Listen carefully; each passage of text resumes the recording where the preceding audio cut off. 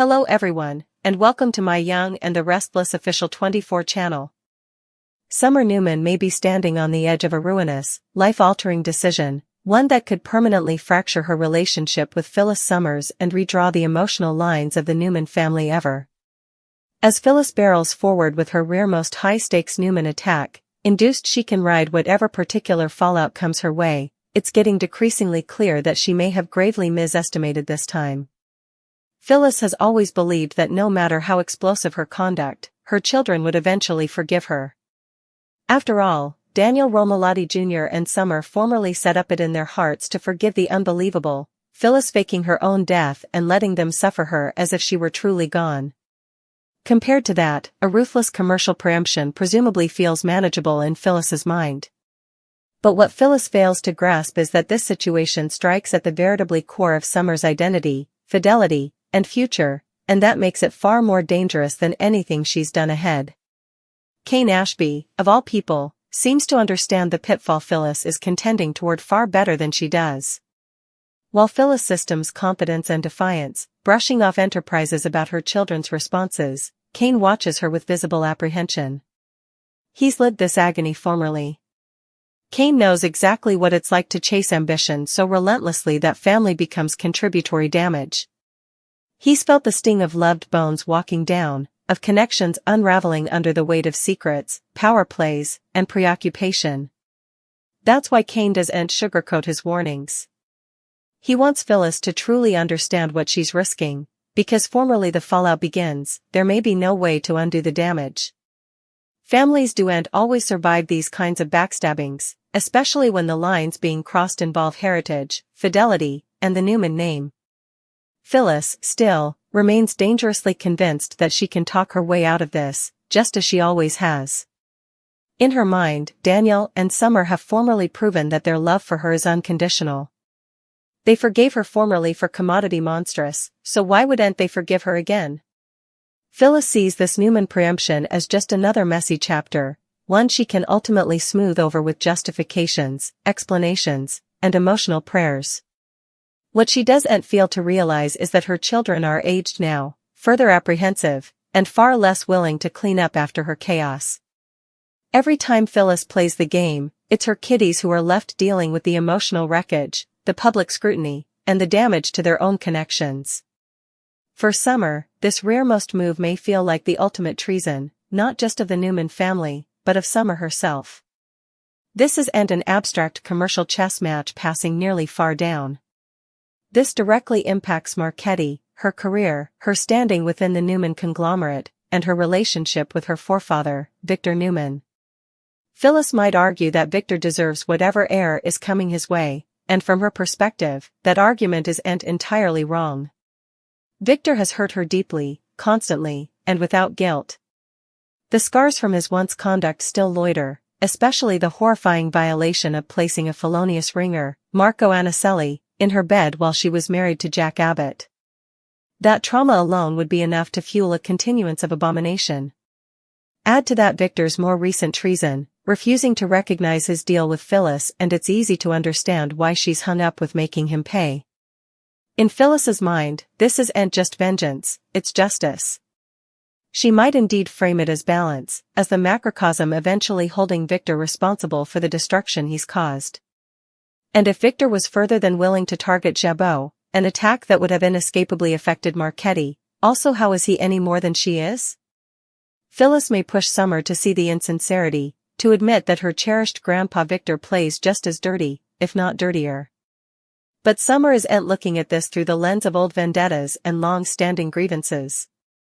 She's looking at it through the eyes of a son who's exhausted by her mama's endless schemes, by the way Phyllis always manages to justify crossing lines that no bone differently is allowed to cross.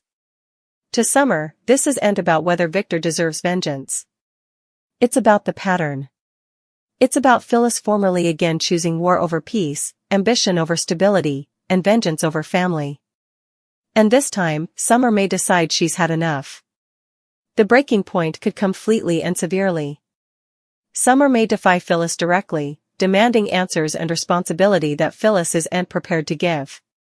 Or the battle could unfold over the phone, cold wave, distant, and devastating in its simplicity. Summer might issue a claim that leaves Phyllis reeling back down now and try to fix this, or lose your son ever. No more alternate chances. No more remission. No more drawing up your messes while pretending everything is fine. The idea of disowning her mama would come fluently to Summer, but the weight of everything Phyllis has put her through may eventually cock the scales. Summer might covenant to ramify their mama-son bond fully, cutting off all contact and refusing to be part of Phyllis's life if she continues down this path. For someone like Phyllis who prides herself on being fiercely devoted to her children, this would be the ultimate discipline. Losing Summer wouldn't just hurt, it would shatter her. Meanwhile, Daniel could find himself caught in the middle, formerly again forced to navigate the emotional fallout of his mama's choices. He may try to play interceder, prompting Summer to review, reminding her that Phyllis, for all her excrescencies, loves her children deeply. But indeed Daniel might struggle to defend this rearmost move. Forgiving a faked death was one thing. Forgiving an advised attack that threatens Summer's entire world is commodity additional entirely. Adding another subcast to this emotional storm is Nick Newman's quiet but patient influence. Nick has been prompting Summer to come home, especially now that Noah Newman is back in city.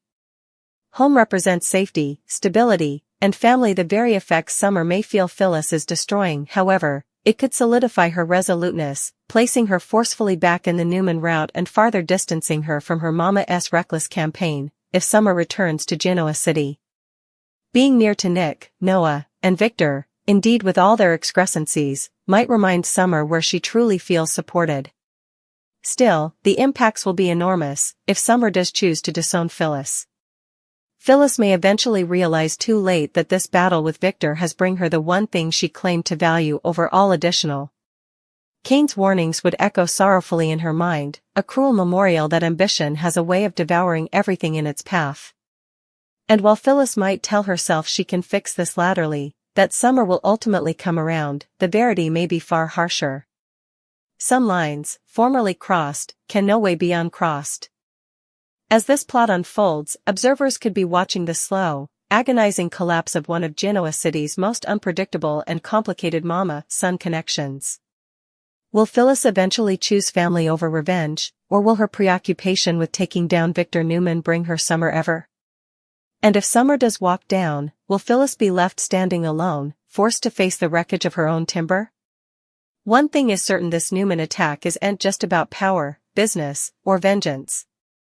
It's about a family pushed to its breaking point, and the ruinous consequences that follow when remission eventually runs not. Summer Newman may disown Phyllis Summers over the rearmost Newman attack. Will Summer decide she's done with her mama's selfish games?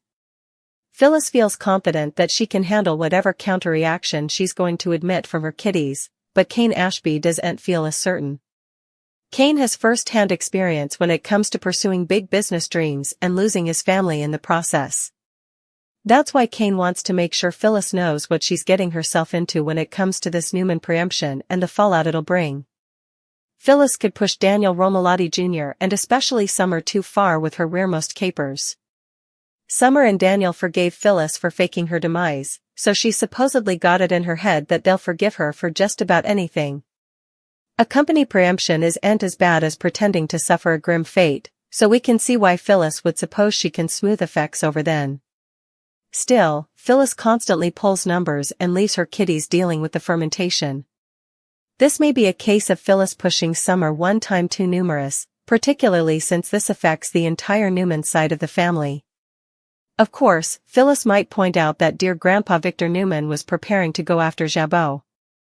Since Marchetti falls under the Jabot marquee, Phyllis might push Summer to see that Victor is no better than her. Likewise, Phyllis has every right to detest Victor until the end of time for his once conduct. Victor put a felonious ringer named Marco Anicelli in Phyllis's bed when she was still with Jack Abbott, so that was a major violation.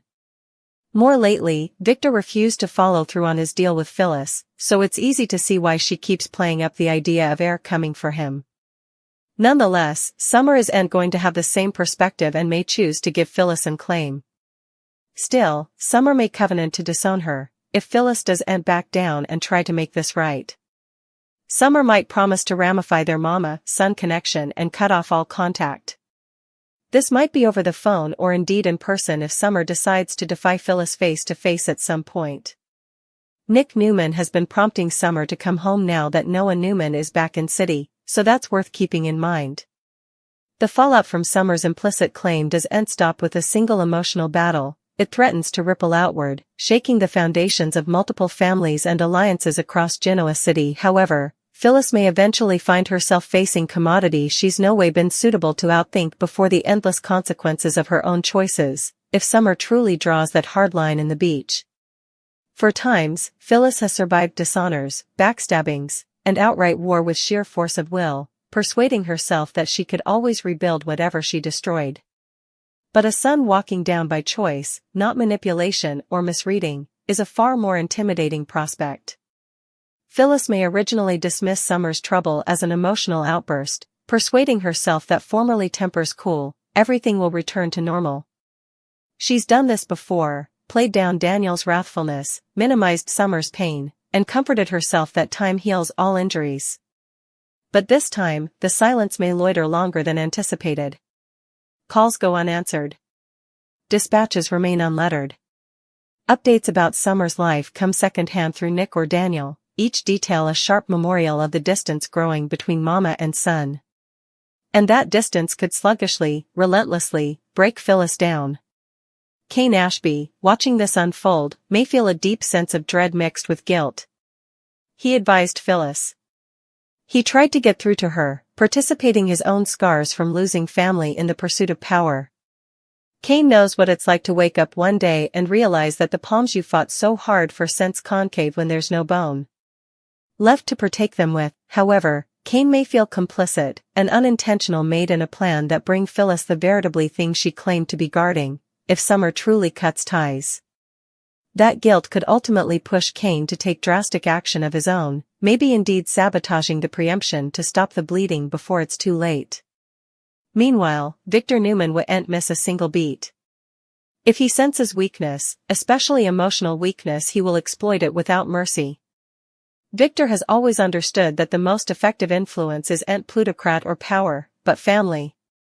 Learning that Phyllis may be on the point of losing Summer could give Victor exactly the advantage he needs. He may still encourage Summer's resoluteness, situating himself as the wronged primogenitor while subtly buttressing the idea that Phyllis is poisonous, reckless, and unable to change. In Victor's world, fidelity is everything, and he may see this moment as an occasion to permanently remove Phyllis from his family's inner circle. Summer, for her part, wouldn't arrive at this decision smoothly. Behind her strength and determination lies deep pain from times of defending her mama to others, of explaining down Phyllis's jest, of satisfying herself that love meant enduring chaos. Summer may reflect on every moment she stood in front of her view, averring that Phyllis wasn't as bad as people said. Each memory could now feel like a treason of her own better judgment. Cutting ties wouldn't just be an act of wrathfulness, it would be an act of tone preservation. Nick Newman, watching his son struggle, may find himself torn between empathy and fury. On one hand, he understands Summer's heartache and her need to cover herself. On the other, he knows Phyllis better than nearly anyone and may believe that, deep down, she's acting from a place of pain rather than malignancy.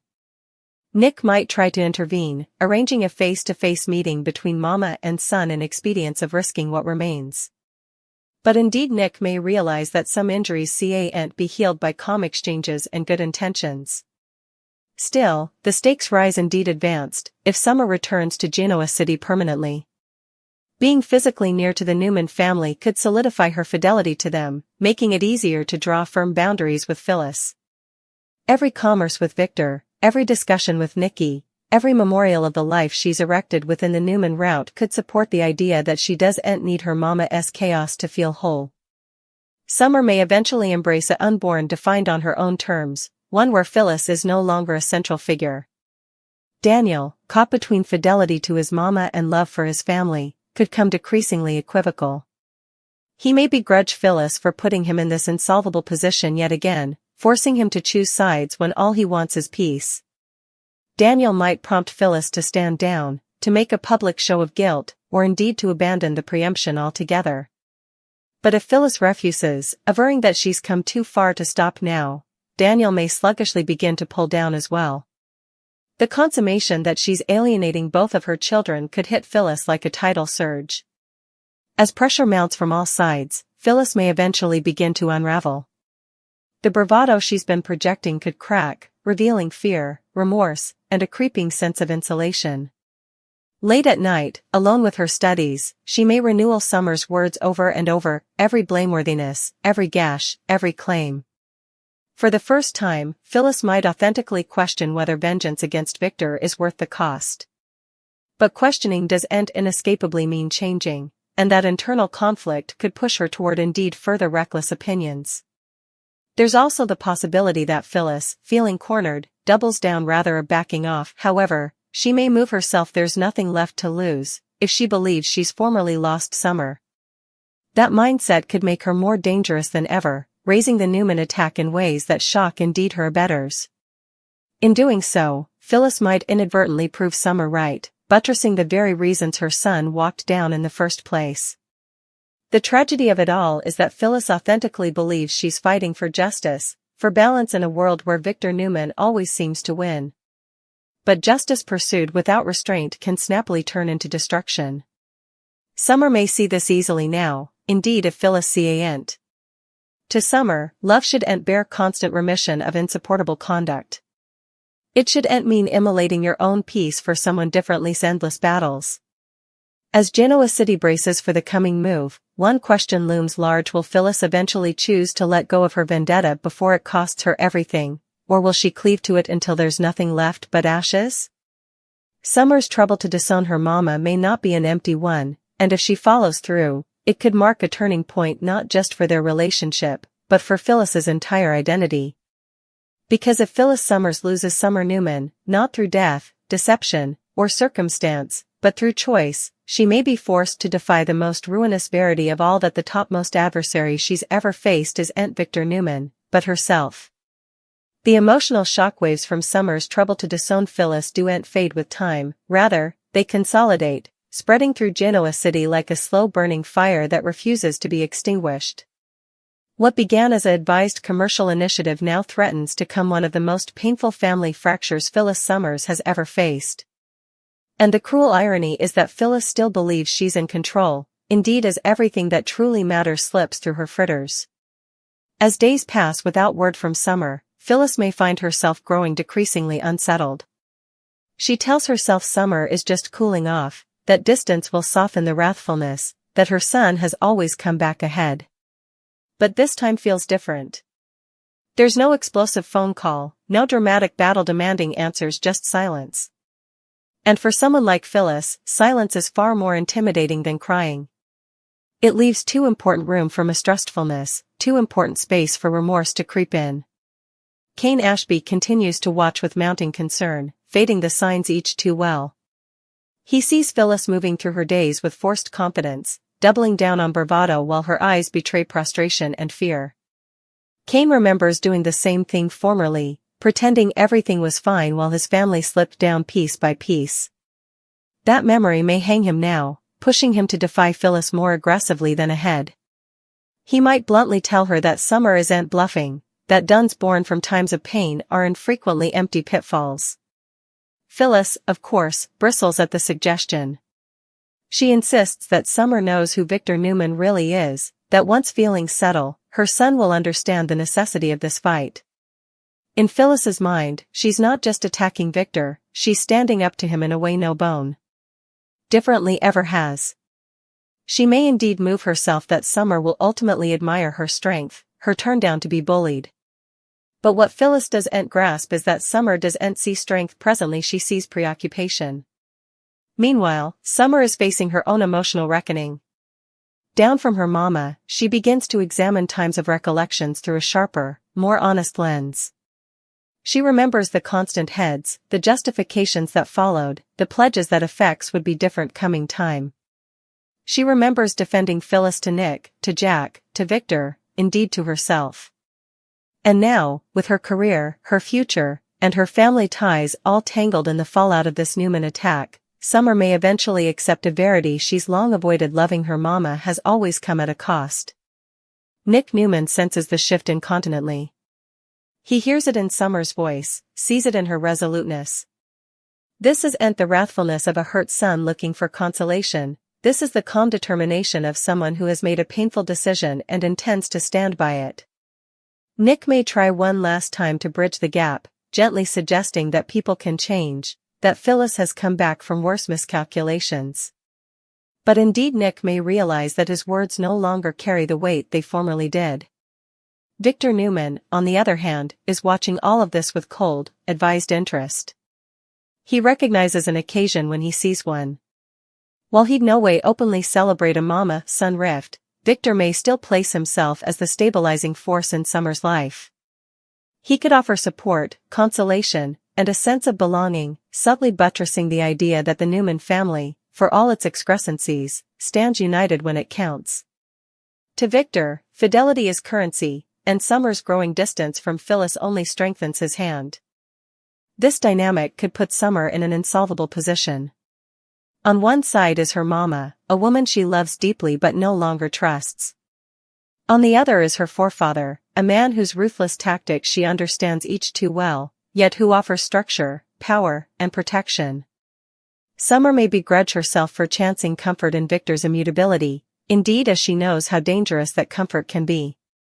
But after times of chaos, the appeal of stability is hard to ignore. Back at the center of the storm, Phyllis may begin to feel the walls closing in. Daniel's support grows more reluctant, his exchanges with her more guarded. He may stop defending her conduct outright, rather prompting caution, restraint, and conciliation. Daniel might indeed advise Phyllis that Summer is serious, that she's formally talking about cutting contact entirely. Hearing this from her son could strike Phyllis harder than any battle with